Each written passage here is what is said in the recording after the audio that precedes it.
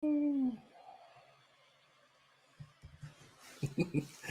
well, that screwed that one up. What's going on, guys? This is Gene Jensen. I just figured we'd start a little bit early. I got tired of waiting, but it is time for Friday Night Live. This may be the last Friday Night Live because I'm going to move everything to Thursday night. So we may have to change the name, but welcome, everybody. Welcome to Friday Night Live. Welcome to everybody that is joining me on my podcast and so on and so forth. So let's go ahead and start the intro right about now.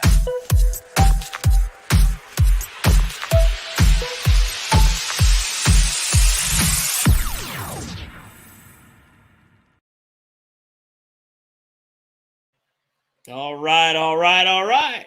Welcome, everybody. Welcome you guys from Facebook. Make sure you guys hit the thumbs up while you're rocking and rolling and getting on here. This Friday Night Live is sponsored by Bass University, you guys. That'll make a good Christmas gift, $15 a month for all of the information and all of the videos and everything that's involved with Bass University. I've been a member for, I don't know how many years and years. It's worth every dime. I do not mind paying $15 a month to them. So, but welcome everybody, welcome, and I really do appreciate them for jumping on. For sponsoring this live stream. But anyway, welcome, Jonathan. How are you, Jeremy? What's up, Chris Red? What's going on, Creek Fishing Junkie? What's going on, man? Man, that reminds me. I've been thinking about going up the creek. I've got a creek down the end of my road called Armurchie Creek. It's a pretty good sized creek. Just paddling up and seeing what I can do here in the wintertime. Who knows? They may all be gone, but it'd be a lot of fun. So, oh goodness. Tyler says, really was hoping to meet you in Utah. Yeah, I was up there just for a couple of days visiting my son. I hadn't seen him in 6 months. Getting him all set up and signed up for tech school. He's going to Mountain Land Tech, going to study welding. So getting him all set up for that, trying to figure out how much money it was going to cost me and that kind of stuff. So it's pretty cool. So welcome, everybody. Welcome, Drop Shotters Fishing. Heather Cummins, how are you? Hey. David McEntee, is that what it says? My eyes are a little bit blurred tonight. John, what's going on? John, still got your picture right there. Look at that. If you guys, that's John's picture right there that he painted.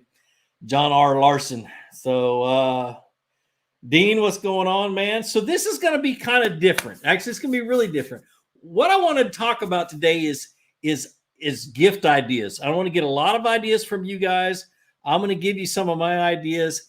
And you're going to learn a lot about me. I'm going to share my screen as I'm going through Tackle Warehouse and looking for these things that you guys mentioned and kind of talking about them. And you're going to find out that one, I'm kind of a tackle nerd. And two, I don't like a lot of things.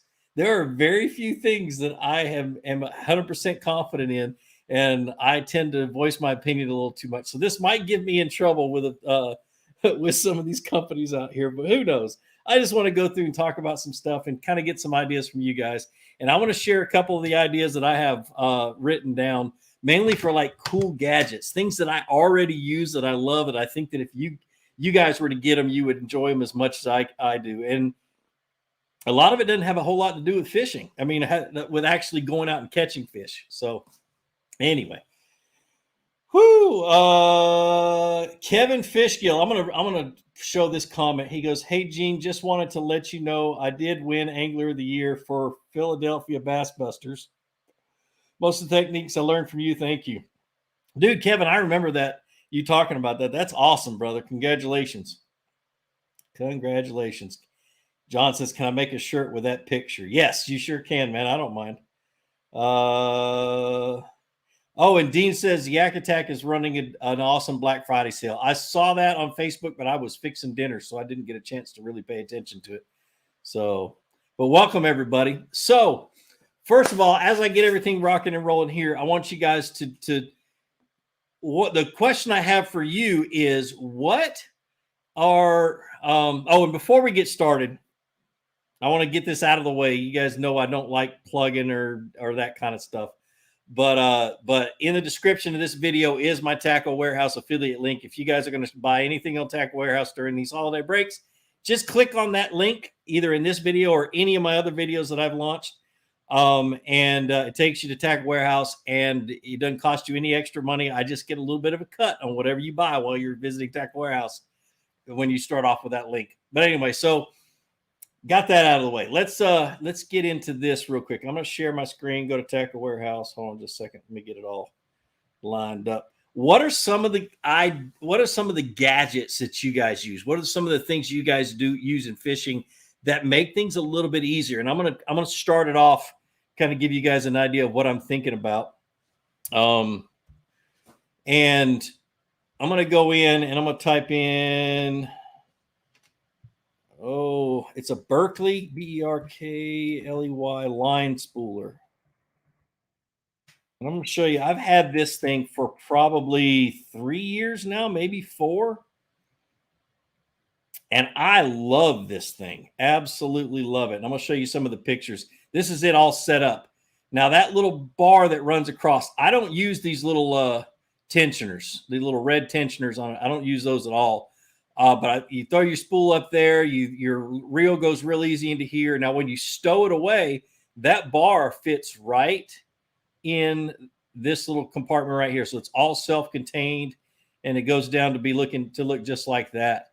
I don't use the little spinning reel spooler. I don't like that one. It's plastic and it's real flimsy, and it doesn't seem like it's going to last very long. But I love it. I use it all the time, and it's just one of those things that I wanted to share with you guys. And it's not that expensive. It's only $41. And I use it all the time. So anyway, let me look over here at the comments. Let's see. The line cutter ring. Kelly, do you really use that a lot? Let me pull it up real quick. Come on, Gene. My fingers aren't working. Because I had one on my Jacksons, and I think it starts with a K. But I had one on my Jackson kayaks, and I never used it. And I don't know. It may have been the fact that I didn't have it wasn't a habit of using one. And I always felt like I didn't get if I was to use it, I wasn't going to get close enough to the knot when I wanted to cut like the tag end off and stuff like that. So, but Kelly says he uses it every tournament.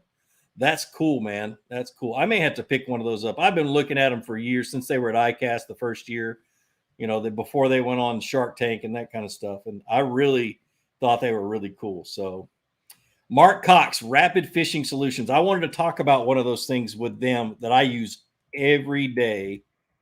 They always have some really cool gadgets. And the one I use the most is this one right here. And this is just their line clips.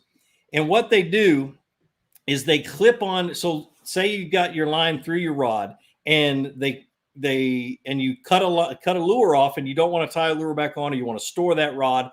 But I hate to have to put the line back through the guides by just reeling, after I've reeled the line back into the spool. So this clips onto the end of your line, and then you just reel it up, and it stops at your top guide, keeps your line run through the guides, but makes it really quick and easy to be able to grab it off and tie a lure on, stuff like that. It doesn't seem like it would be much, or it wouldn't be, it doesn't seem like it'd be super helpful. I'm telling you, it is. It really is, especially if you travel a lot with your rods in your truck or in your car. You always get your crankbait stuck in things. It's best just to, if you're not going to cover those crankbaits, cut them off, put them in your tackle box, put one of these things on, and then just ride in your car, your truck with your rods. Rapid Fishing Solutions has some really, really cool gadgets. They're probably my favorite gadget company. This little thing right here helps you run your line through your guides if you're blind, like I'm getting. And then this one I need to do a video about, because I've been using this one for about 4 years. And it's called the Hook All, and it's just you can use it to put, to hold your trailer hooks on your spinner baits, and there's several other different uses for it. I'm gonna have to do a video about that. It's one of those where I really don't know how to explain it without showing it to you, and I don't have one sitting in front of me. So let's see. Gerber line driver, not so much for bass fishing, but great for crappie jig. Yes, I know what you're talking about. 100%. I have a really cool tool for crappie and bluegill it's called a heavy needle driver. It's a surgical tool. They're like $80, but I have two pairs that I use all the time, especially when I get like a gut hooked fish, a gut hooked bass or something like that. Just real easy to get a hold of the hook and get it out. But it's not on Tackle Warehouse, so I'm not going to try to look it up. I think when I looked for them years ago, there was one place that sold them online. So Doss Powell says he had a line cutter on a PFD and loved it until it cut the slack line that flopped around while I was working to get the fish unhooked. I could see that happening. Oh man, that would stink. How many times have you guys like tied a lure on, cut the tag line, and dropped the lure down in the water, realized you had cut the main line, and there goes your lure? I've done it to a spinnerbait twice, and your lure just sinks to the bottom. You're like, oh well, let's find another one. Do I have a line despooler? I do. I didn't even know if that company still makes them. I can't remember the name of the company, but it looks like an hourglass. Let's see if there's one on Tackle Warehouse. Let me look real quick.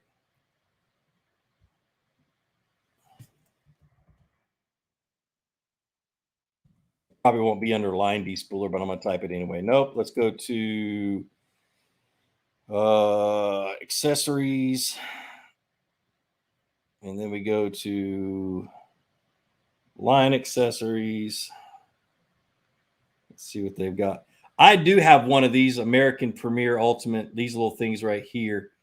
And they work really good for spinning reels. And I can't get it to pull up for some reason. Let's try that way. There we go. But man, they can be problematic. They really are. If you don't have them set up perfect every single time, you're going to get a whole ton of line twist in your reel. So here's Berkeley's line stripper. I think that's similar to what I use, but mine is shaped like an hourglass. So don't tell me my internet's crapping out on me. I hope not. But I don't even know how the Berkeley one uses. Mine hooks into a drill, and you can do it off. Now, if you just want to strip something off, what we used to do is take a toilet paper roll and stick it over top of the end of the drill, and it would fit perfectly. And if it didn't, we'd tape it, and then you could tie your line on it and spin that line right off on that, and then just pull the toilet paper roll off and throw it in the trash. So let's see. The most annoying thing ever is taking line off a reel. Yeah, it can be. I do a swimming method when I don't have a despooler. I'll literally just start, both arms going at it, and I'll pull. If I have 3 or 4 rods going, that need a new line on them, I'll pull them all off at the same time. So let me see if I can get this thing to pull up. There it is. Yeah, that's what this one is. It does the same thing. So it goes to the end of your drill. So that's pretty cool. It's similar to what I use. Mine's, like I said, mine's shaped like an hourglass. So this is like half of what mine looks like. But that's pretty awesome. And it works great. The biggest thing that I say, if you guys end up getting one like this and using it, keep the line on it, because the bigger around it is, the more line that's on it, the faster it takes line off the next reel. So don't pull it off every single time you take one off a reel. Just leave it on there. So dumb question. What do you do with old line? That's not a dumb question. There are, at a lot of boat ramps, you'll see these PVC pipes that are strapped to a tree or a post somewhere close to the ramp. And it's a recycling place to be able to recycle your line. If I have it in my boat and stuff like that, that's where it goes. If not, I just make sure it goes in the trash, really, if I'm at home. So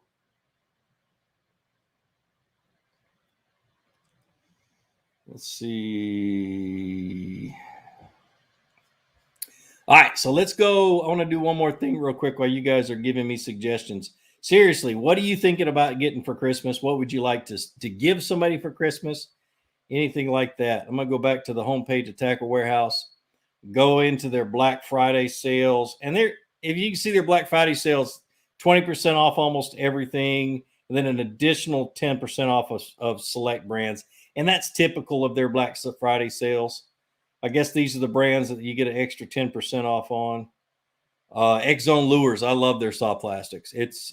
I did some videos for them a few years ago and really did fall in love with a few of their soft plastics. So, like this Pro Series, the Adrenaline Bug, that was pretty good plastic. Their Drop Shot Worms, this Finesse Slammer is what I use a lot when I'm up north for smallmouth and that kind of stuff. So, they do make some good soft plastics. So, let me see. What other stuff they got? Usually don't go into their closeout stuff. That's a 13 reel right there. I still use those. They're $160. They're normally 200. Ooh. This is a good one. So my buddy John Hare makes these crankbaits, and he hand paints all of them. But dude, if you want some really good balsa style crankbaits, John Hare makes some really, really good crankbaits. I'm trying to figure out. He's got a couple of prop baits that I use and that kind of stuff. But that's the first I'd seen that one. Anything else that catches my eye? Prototype lures, buzzbait. I'm not a fan of those. I have a couple of them, and I don't particularly like them much. So other than that, I don't see a whole lot of things that jump out in front of me. S-Waver 200, good or bad for a rookie? Actually, the S-Waver is really good for a rookie because you don't have to make it have its action. You can just start reeling it, and it has its action, as you know, depending on how fast you reel it. You know, so like the bull, what do they call it? The bull glide from bull shad. That one you have to twitch to make it do it. You know, you have to put the action into the bait, and that takes a lot of experience. But for a rookie, yeah, the S-Waver is something I would definitely look at if you're looking for a good swim bait. So let me pop that. Let's see.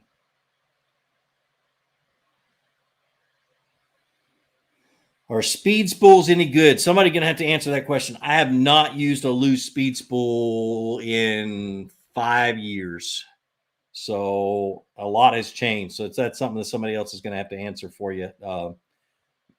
Let's see. This is a good one. S1 says, honestly, I'm hoping to get a good rod and reel for trout. However, I don't know which or what is good for that. So I grew up trout fishing, and I did a lot of fly fishing, but I did a ton of fishing with a spinning rod, you know. So I like a light action or a light power spinning rod, not an ultralight, but a light. And I like a shorter rod, somewhere between a 6 foot and a 6'5", not much longer than that. Mainly because in Georgia, there's a lot of overhang limbs and that kind of stuff, and you really need a short rod. And then an ultralight reel. So a size 15 reel or a 1500, as some companies call it, would be perfect. But that light rod, that light power rod, is what you're looking for. So you just need. The ultralights. I never felt like I could horse a fish if I needed to. So or a trout. So, and it wasn't as sensitive, you know. So a lot of times you're working things around, especially with a spinning rod. You're using things that go subsurface, and you're trying to give it enough action, but also keep it out of the rocks and that kind of stuff. And so something with a little bit stiffer tip is perfect. So let's see. Brian Kolzak. Hey, Gene, it's been rough this year. I'm looking for a tactic that will let me take out some frustration on the bass. What's the most aggressive tactic for me to punish some bass? Frog fishing is the first thing that popped into my head. And then punching, flipping, anything that I call full contact fishing. So punching grass, flipping into heavy cover. So a Texas rig with a half ounce to 3/4 ounce weight, just flipping into heavy cover. And then, heavy line, heavy rod, jack them and have a whole lot of fun. That's my full contact fishing right there. So Jason Christie covert spinnerbait. Let me look that one up, Kelly. Jason Christie covert. Let's see if it pops up. All right, let's try.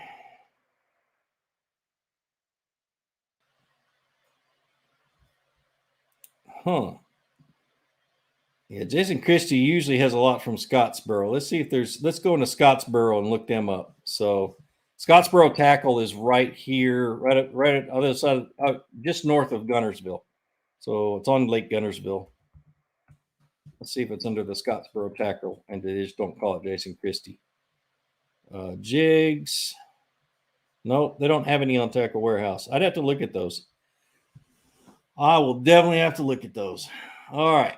Andy Leonard, what's going on? He said, I would like to sell my kayak for Christmas so I could buy a Humminbird Mega 360 and a unit to run it on, getting the boat rigged to do some spring crappie fishing. That'd be cool.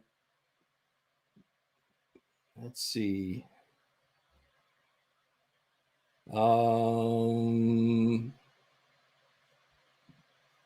Yak Power for my new canoe unlimited. This is Aiden talking. What are your thoughts on Yak Power? Actually, it's in my barn. I have a whole box. I'm getting ready to re-rig my new kayaks, and I use all Yak Power stuff. The things I need, because I run a motor, so I've got to have nav lights. So I've got green and red nav lights, the little small pin lights to go up front. I have all the little receptacles I need to be able to plug in my cameras and my fish finder and everything else. So all of the little plugs and then the little controller to control them with. Other than that, I don't have much else. So I don't go all out with them. I just have the basics. So, Tyler Anderson, what's going on, brother? Tyler's Real Fishing. Man, oh man, dude, we're talking about tackle. So if you got any ideas, we're talking about Christmas gifts and going through Tackle Warehouse and that kind of stuff, and just trying to get ideas for I've got several friends I want to buy gifts for, and I just have a lot of them I just don't have a clue. So it's a booyah bait, Gene. That's awesome. Let's see. Fluke Master Go-To Bass Tackle Kit. Huh. That's a good idea. I might have to start copying old BLAT with these tackle kits. I love that idea. So, Booyah. It's a Booyah. That's what you guys talk about, the Booyah spinnerbait. All right, let me look at it. I love Booyah spinnerbaits.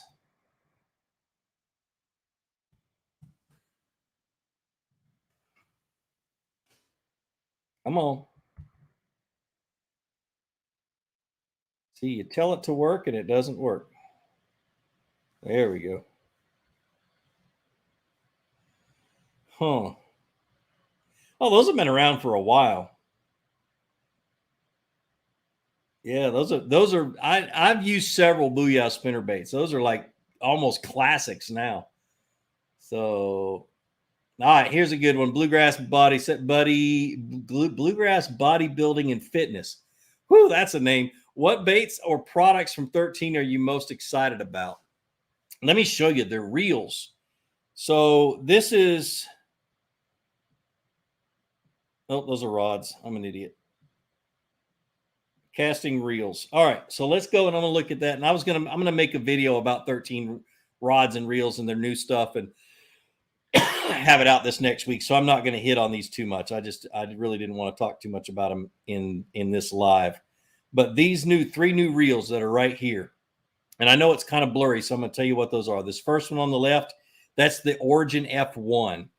And I've got a few of those that I've been using, and then I've got a few of these R1s.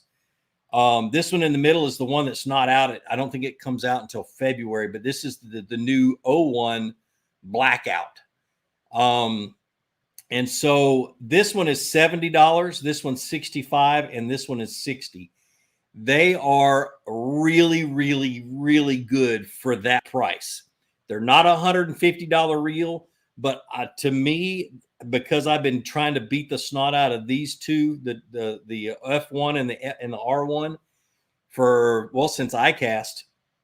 So far, so good. I think they'd be really good entry level to medium to like, weekend warrior level rods and reels. If for a tournament reel, I will not be using these because I will beat them to death and they're liable.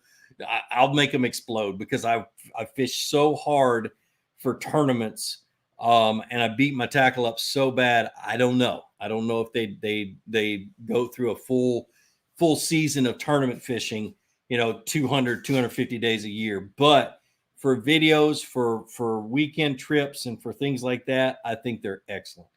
And you can't beat the price, 70, 65, and $60.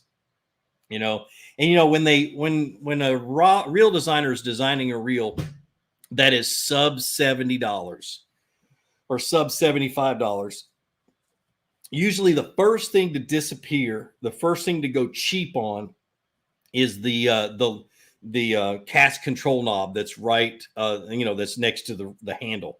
That cast control knob is typically plastic on cheap reels or less expensive reels. And so the first thing I noticed when I picked one up at iCast and I was talking to Matt, the reel guy, it's like, dude, the cast control knob is aluminum. It's not plastic. I'm like, and I said, what other stuff did you not skimp on? And he basically told me a list of things. I was like, dude, I don't know how you guys are making money on it, but really, really excited about those. And I'm gonna show those and a few other things in videos coming up. The new blackout reel rods that are coming out. If you guys remember the old blackout rod, I'm excited about that. And I think those rods are already at Tackle Warehouse. The blackouts. Let me look and see. There's the Defy. You can tell when I'm running doing live, my internet slows way down. These are the best rods that Ricky has ever designed. The new Envy Black 3s, but they're $250, $300 rods. There's the blackout. Let's see if they're in. I think they just have one model that's available right now, the 7.3 medium heavy. So that's the only blackout that's available right now. The whole shipping issue coming from China and that kind of stuff is probably the reason. So anyway, let's see. Outdoor Jack, what's going on, man? What is a good lure to use for speckled trout this time of year? I live in Louisiana and will have my first boat ready for the water in a few weeks. I typically use a pop and cork, and under the pop and cork, I have two different grubs that I use. I use a black with a chartreuse tail, not grub, swim bait, little paddle tail. A black with a chartreuse tail, or if the water's fairly cleared up, I'm going to use a green pumpkin with a chartreuse tail. So other than that, I don't use anything else, and I typically can catch the snot out of speckled trout. So let's see.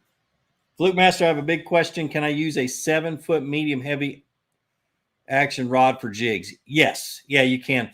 Just make sure that it's not one of those like a heavy cover flipping jig that has a big heavy hook, big thick hook, and you can usually grab a football jig from the shelf and then grab like a heavy cover flipping hook and compare flipping jig and compare the hooks, and you'll see what I'm talking about. Typically football jigs have a lighter wire hook and they're perfect for medium heavy and that kind of stuff. Matter of fact, a lot of pros have gone from fishing heavy power rods back in the day to now they're fishing medium heavy with jigs because they don't rip holes in the fish's mouth quite so much.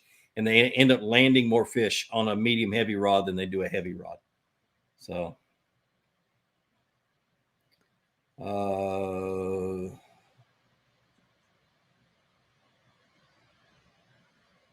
let's see.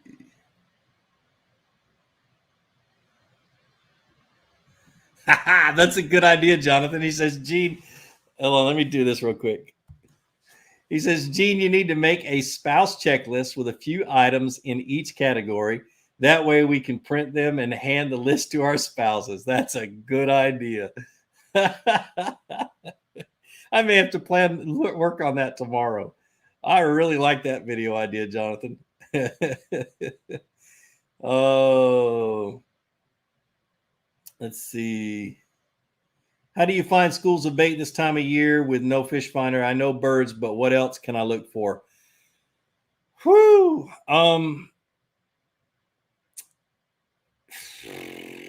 The only way I find them this time of the year is birds. Really, I can't unless they come up shallow in the evenings, and and you kind of get an idea in the evening where they're at on the lake, and then the next day you go fish that area. Birds are typically what I'm looking for, be it seagulls, pelicans, any kind of bird, especially that migrate down here in the south. Coot. If you're on a lake that has a lot of grass, you'll get coot in there, and the coot will get into that really nice, clean green grass, and they'll feed on it, and it'll actually push the bait fish out of that grass, and the bass will be outside on the outside edge of whatever the grass is the coot's feeding on. But it's almost always birds this time of year because the bait are typically deeper and they don't come up too shallow to where you can see them. So what do you think of the most expensive swim bait as a Christmas gift? I'm a cheapskate. I honestly would never buy a most expensive of anything. So I wouldn't even be able to tell you what the most expensive swim bait is. What's your favorite and most effective topwater lure for cold water? None. Bass typically, you might catch one in your lifetime on top water when it's colder than 50 degrees.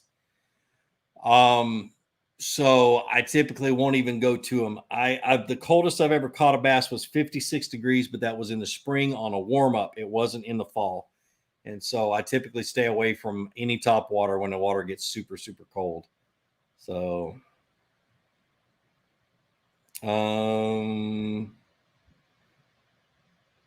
Fluke, I have a 3/8 ounce football jig. It doesn't have a super heavy duty hook, and I'm not flipping heavy cover. Perfect.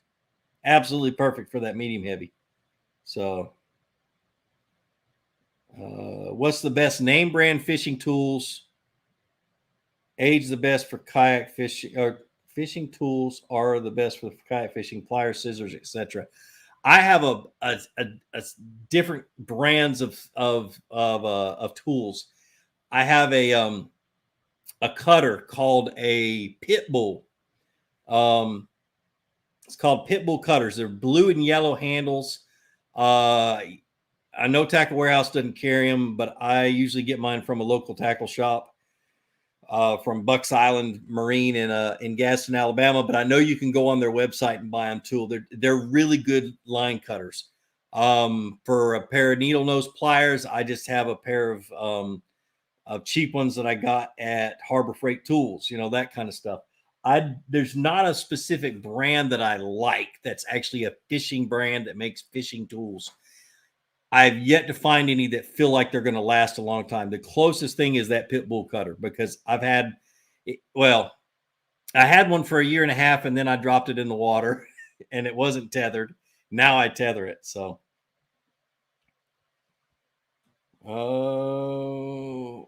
Gene, what's your recommendation? Weights for bank fishing jigs. 1/4 ounce and 3/8 is all I'll use for bank fishing. I use a 1/2 ounce when I'm fishing super deep. Not super deep, probably 20 feet deep or deeper.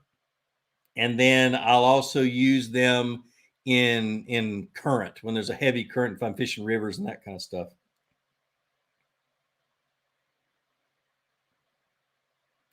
Let's see. Trying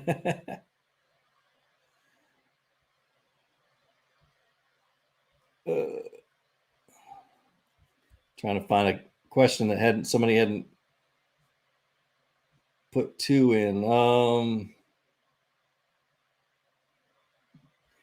That's a good question because a lot of people run into this problem. Outdoor Jack says, I'm not going to lie. I can't find a medium moderate action rod in any big stores. All I can find is medium fast, and I really want a crank and stick. You'll find them at Bass Pro. You'll find them at Cabela's, and just look for a crankbait rod. Don't put it's a lot of times they don't put moderate action on the rod. I'm trying to think. Your mom and pop shops will. Man, I wish you lived here in Augusta. I'd take you right to Country Sportsman and show you some really good ones. And if you can order them online, those new Defy crankbait rods from 13 are really good. I think they're like $60. Don't quote me on that. I could be totally wrong, but $60, $70, somewhere around there. They might be less than that too. So, Alex Key. Never fished from a kayak, just bought a bona fide SS127. Well, that's a good start. Holy cow. Can I get out on the water now, or should I wait until the water warms up to try it out? Whoo. Get out and try it out. Don't do anything crazy. To be honest with you, I bought my first kayak towards the end of the fall, and I did not get out in mine until the spring, until it warmed back up. If I were you, just to be safe, wait until spring. But if you're feeling froggy and you know you got good weather and you're not going to do anything crazy, that boat's hard to fall out of. I've only fallen out of it twice. And that's when I was doing stupid things like standing up with a trolling motor running or reaching over trying to pick up something that was sinking in the water. And so get out, paddle it around, that kind of stuff. But don't go alone and don't do anything crazy. Now, the first chance you get, and I tell this to everybody with a kayak, as soon as that water warms up to 65 to 70, go out with your kayak completely empty of gear, fall in the water, jump in the water, and practice getting back up into your kayak without flipping it over. No matter what kayak you have, practice. That technique, that skill alone will save your life. If you saw the video of me falling out of my kayak, you'll know exactly what I'm talking about. I never panicked. I was in I was in gator infested water. There were gators all around. I'd seen 4 or 5 that day. I didn't panic. I basically just got myself, got my bearings, got back up in the kayak, didn't flip it, didn't anything else, because I had practiced that since I was 17 years old, getting back up into a canoe or a kayak without flipping it back over. So, and yes, wear a life jacket, 100%. Thanks, Pond Life. I appreciate it. But practicing getting back into it will save your life. It really will. So, Tyler, does your boy being here in Utah mean you're going to come fishing this way? I might. KBF has a trail tournament there in June. I might go out there and fish it. I haven't made those decisions yet. So, let's see. David Meyer says, a Jabberjaw for stocking stuffer. Are they as good as the hype? Yes, they are. Don't ask me 100% why, but I have won a lot of money on a jackhammer this year, or Jabberjaw this year. Sorry. So I was thinking why did I even say jackhammer? Jabberjaw, the Jabberjaw Deep, I'm more excited about than the regular Jabberjaw. So just because I like to fish 5 to 8 feet deep with a square bill, or actually 5 to 7 feet deep with a square bill. And that regular Jabberjaw, I never could get 5 feet with it. And so I was typically throwing it shallow, and that was like springtime. It wasn't later in the year and that kind of stuff. So I was pretty excited about that. So Big Boar Dinosaurs says, if you order through Tackle Warehouse, anything over $50 ships free. And they do an awesome job of packaging their stuff. And those guys who are new and watching this, if you buy anything, if you want to support this channel, want to support Flukemaster channel, and you need to buy anything from Tackle Warehouse, just go to the description of any one of my videos and click on my Tackle Warehouse affiliate link. And I just get a little bit of a kickback from Tackle Warehouse on anything that you buy. So they pay a percentage of whatever you purchase. So it's no money out of your pocket. and basically it's just, it's an affiliate deal. So I didn't realize that my string was all jacked up in my hoodie. Got this nice Motor Guide hoodie that I love to death, but had the string all jacked up. Let's see. My dog's barking upstairs, and he never barks. I wonder if somebody knocked on the door. Let's see. Jonathan Fullwood. That's a really good mention, too. It's just have a good knife to cut your jacket off if you are in rivers and you get stuck with a stringer. Yes. I have one right here on my life jacket for just about anything. It's a really good tool anyway. So do I go to smaller line in colder weather, 6 to 10 pounds? I might. I really have never seen, a lot of people think that fluorocarbon gets brittle in cold water and that kind of stuff. I've never had those issues. I never have. And I've even ice fished with fluorocarbon and not had a problem. So,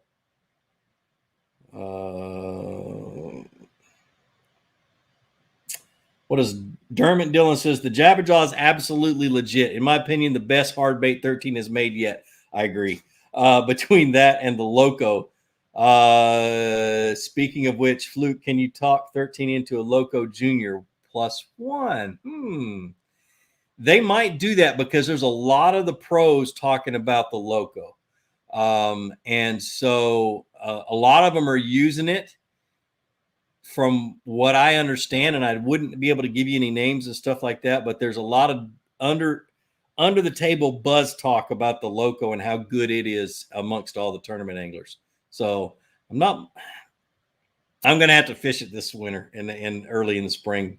I don't have a whole lot of confidence in any jerkbait. So, are tungsten weights worth the price? Yes, Aiden, they are 100%.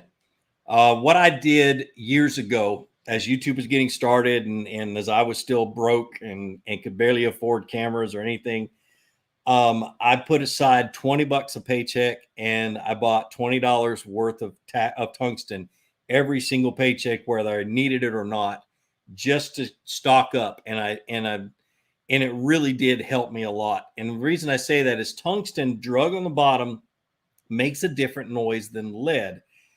And I tested that this year when I was on that really good jig bite and I was catching really big fish out here in my local lake. I'd be dragging a jig and that was either tungsten or lead and going back and forth between the two. And that tungsten jig got a lot more bites because I'm sure it's because of the noise that tungsten makes. So,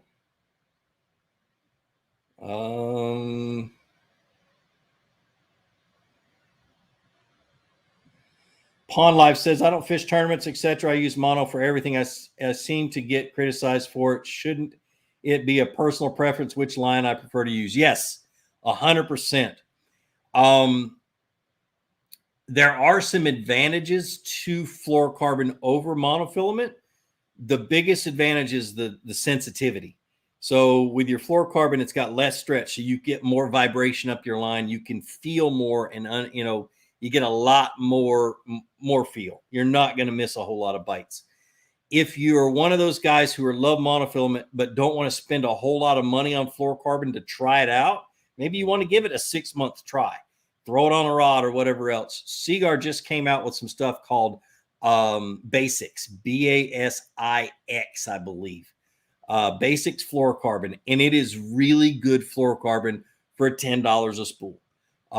And so it's a really good price, really good for you guys who are, use monofilament, just to give it a try. If you don't like it, you don't like it. Go back to monofilament. That's great. But it's one of those things that once I started using fluorocarbon and was able to feel everything on the bottom, then I didn't go back to monofilament except when I'm fishing topwater. So,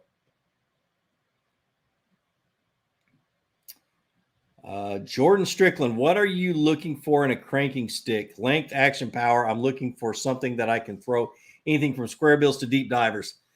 Personally, I use 2 different cranking sticks. Okay. Deep divers are a whole different animal than square bills. Completely different animal. Square bills are a tight cover, short cast, cover a lot of water, bang it into structure, that kind of stuff. You need to have a short rod for more accuracy. You need to have a moderate power rod or a moderate action rod, medium power, moderate action rod for square bills and things like and open hooked small crankbaits, medium divers too. So I like a 7-foot or a 6, 8 to 7-foot medium moderate rod, a 7:3 to 1 gear ratio reel, and somewhere between 10 and 12-pound line, usually 12-pound line. If I'm throwing it in the grass and heavy cover, I'm throwing a 15-pound line. And then for a deep diver, you've got to make really long casts to be able to get the best depth and keep that bait in that depth range the longest. So you've got to have a long rod. My deep cranking rod is 7 feet, 11 inches long. It's a medium, heavy, moderate power rod, got a lot of bend in it. And you can launch a deep diving crankbait a country mile. And so that's two different animals. I'm also throwing a 6:3 to 1 gear ratio reel and always 12-pound test fluorocarbon. I might go down to 10 if I need to get even deeper. So it's two different rods. They're two different animals. They're two different types of baits. So those are the ones that I would use, though. So can you get by with one? Most of the time. Well, sometimes. If you throwing the bigger square bills, you can throw it on a medium, heavy, moderate power rod.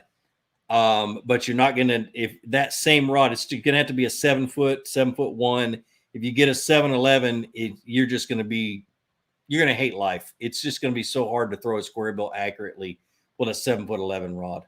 So, whew. I know that was a huge explanation. So, do I follow barometric pressure when fishing? Not really. I know it's a thing, but I typically am I do follow the lunar cycles. I kind of pay attention to when I'm catching fish during the day and that kind of stuff. But I believe that you can't catch a fish unless your line's wet. So I'm not going to give myself an excuse to stay home, or I'm not going to give myself an excuse like the change in the barometric pressure because I sucked that day.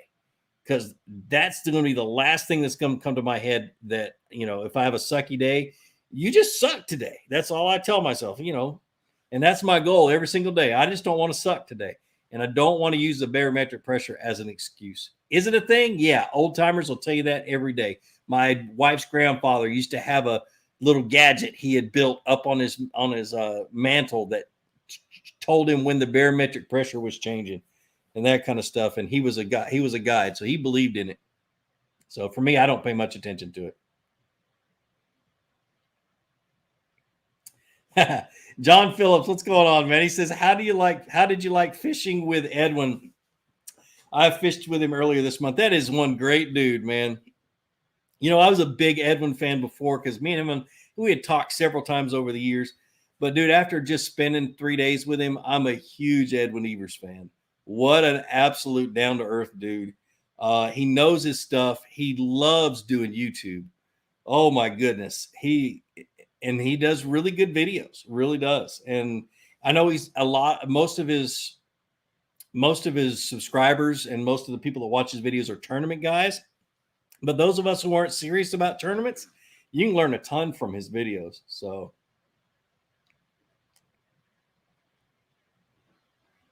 oh, that's a good one. Ron Swinford says, in the winter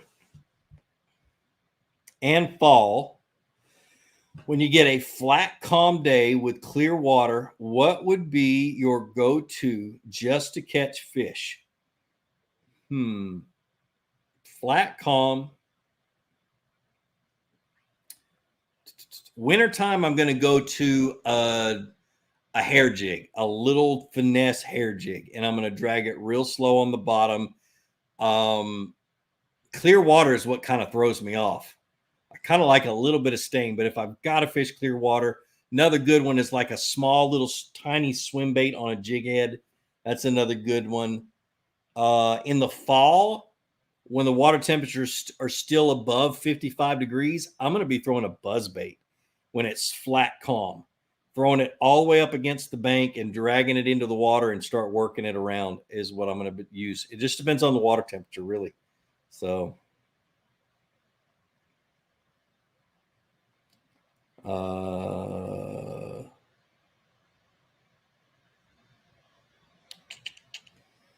favorite medium power spinning rod under $100.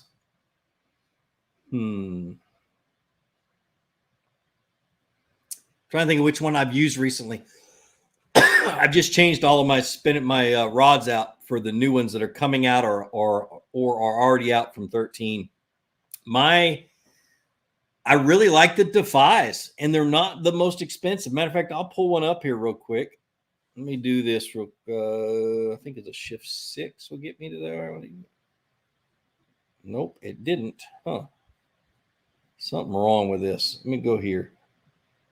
All right, so let me go to the Defy rods. I was really impressed with them. They're not, they're not a $200 rod. They're not going to feel like a $200 rod, but this one right here, I've been playing around with it. And it's $90. Nope, that's a cranking. That's the new crankbait rods or new swim bait rod. Let me look at. There we go. Spinning rods.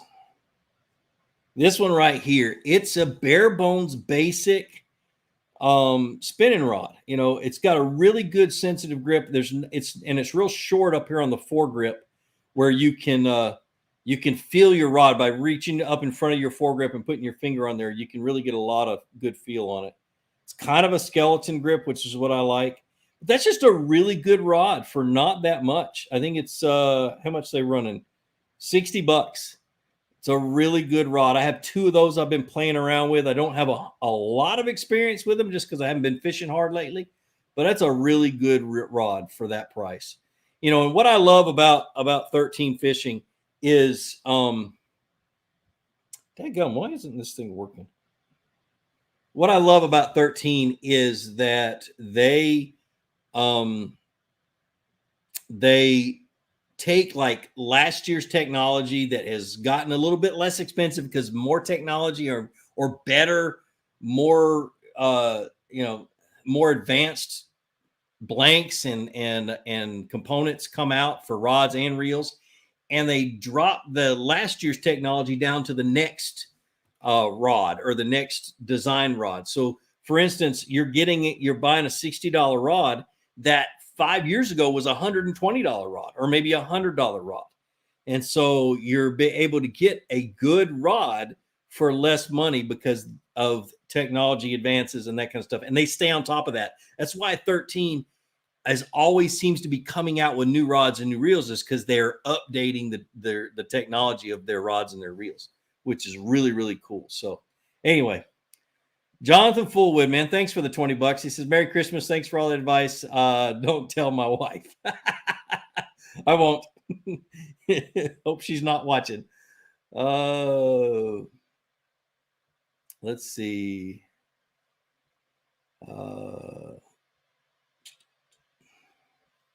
Oh, man, I just lost all my comments. Hold on, guys. Let me pull them back up. There we go.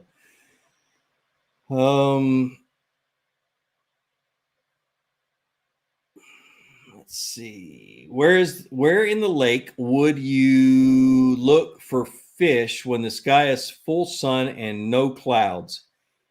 In shade or in grass. Anything that creates shade. It gives a place for the bass to hide, to be able to ambush its prey. For instance, just about any time of the year, if I'm running the bank, I'm really going to spend a little bit more time in the shady areas than I am the sunny areas, just because I know bass like to hang out more in the shade. So, oh yeah, Christopher Boykin, Bulldog Nation.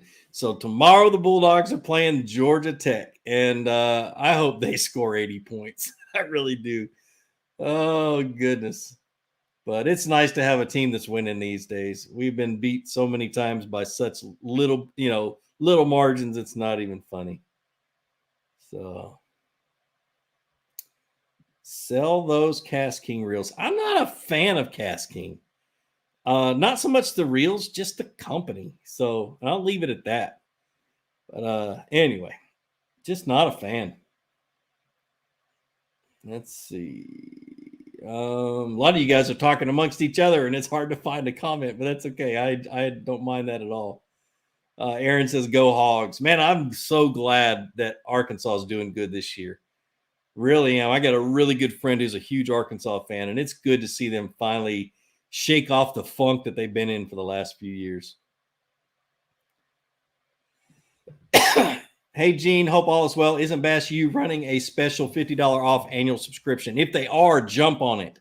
100% jump on it. I have not been on Facebook today or yesterday. I've been cooking the last 2 days.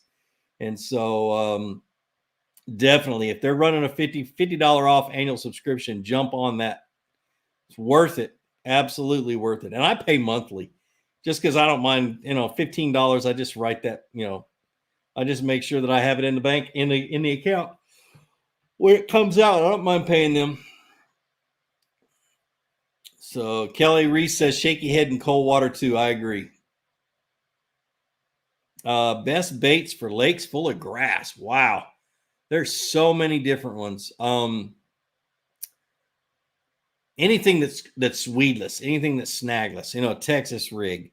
I like a Mojo rig, a split shot rig, a Carolina rig, top water, anything that get above the grass, a crankbait that doesn't get into the grass, that kind of stuff. There's so many different things. I've got probably 20 videos on fishing grass. So that'd be a really good place to start. So Benjamin Ripple. Now I might hurt your feelings on this one. So he says Tennessee balls. I'm bleeding orange. I'm sorry. That's not orange. That's sherbet. The color Tennessee's orange is like orange sherbet. it's and I walked into where would I go? The Academy Sports in Chattanooga, Tennessee. I walked in the Academy and I almost went blind. There was so much sherbet in there. Golly. Anyway, it's good to see them doing halfway decent this year. Best kayak fishing spot in Georgia, Rocky Mountain Public Fishing Area. 10 minutes down the road from my house. Why are lure companies not making floating diving jerk baits anymore to throw on? I don't know. But you're right. There's not a whole lot of those real fast floating jerk baits that you like to work in the summertime. I know, who makes one? Rapala makes them. Those are the ones that are made out of balsa wood. I know they do, but man, you're right. They haven't seen any high floaters in a long time. Frank Kausts. Is that how you pronounce your last name? You have some awesome content, brother. I've learned a lot about bank fishing from your channel. Thank you. That's awesome, man. I appreciate it. I wish that my channel could be 100% bank fishing. I really do. Unfortunately, I live in a state where there's not a whole lot of bank access. And so all of my bank access would be private lakes, that kind of stuff. I wish, like Florida is a perfect lake to do bank fishing videos. New Jersey, all these other states that have lots and lots of bank access. We just don't have it here. If you're fishing from the bank, you're typically on somebody's land or somebody's property. And so it's just tough, really tough to get permission and that kind of stuff. So, and the little bit of bank access there is, it gets beat up so bad. So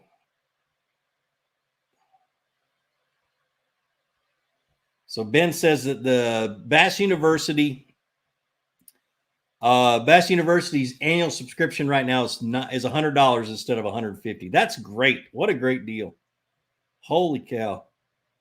So you guys jump on that. As a matter of fact, when I'm done with this, come back into my live video and I'll put the link, and I forgot to put it in this month or this week, but I'll put a link to where you guys can go in there and do all that. And it's not really an affiliate link. It is my link, but it lets them know how many people I'm getting to come over there. Honestly, they sponsor this live deal, but there's no money involved. I'm doing this for free because I love them so much. they sponsored this because I asked them to sponsor it. And I told them, I said, I don't want you guys to pay me any money. I just want to help you out as much as I can. So that's kind of the way this one runs. So, and I don't do that for anybody, but they are just, I love that site. Absolutely. Aiden says, you like Charlie Elliott? Yes, I do. I used to write the fishing report for Charlie Elliott for Georgia Outdoor News many years ago. And so I grew up fishing it. I grew up in Covington, so it was only 20 minutes from me.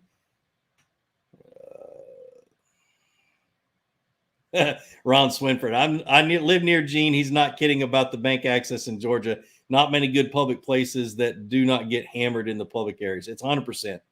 Absolutely 100%. So, but I do what I can do. I've got 2 private lakes here in town that I have permission to go fish. One of them's got bank access all the way around it. The other one is got a lot of it, but not great access. There's a lot of trees overhanging and that kind of stuff. So,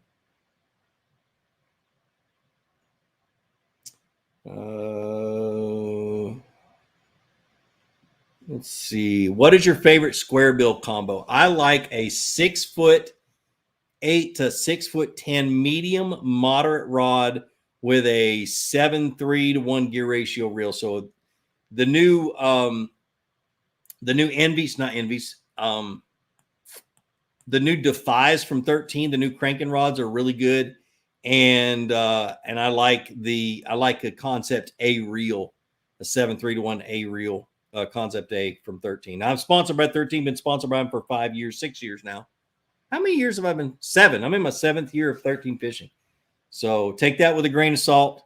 But 100%, I'm always honest about how I feel about anybody's stuff, whether they sponsor me or not. So have I fished Lake Fork in Texas? I have, Anthony, and I always break something on Lake Fork. Always break a trolling motor. I broke a Torpedo the last time I was there last year. I broke a trolling motor the first time I ever fished Lake Fork. That stuff's got so many stumps, and I'm so good at breaking stuff. So anyway. All right, guys, it has been an hour and 2 minutes. But like I said, if you guys are shopping on Tackle Warehouse these holidays, just click my affiliate link. Show some love to the Fluke Master channel. I really would appreciate it. But like I always say, be sure to introduce somebody to fishing. Introduce them to my channel. Let me help you teach them how to fish. More importantly, get out on the water, go out and catch some fish, and have a great day. We'll see you.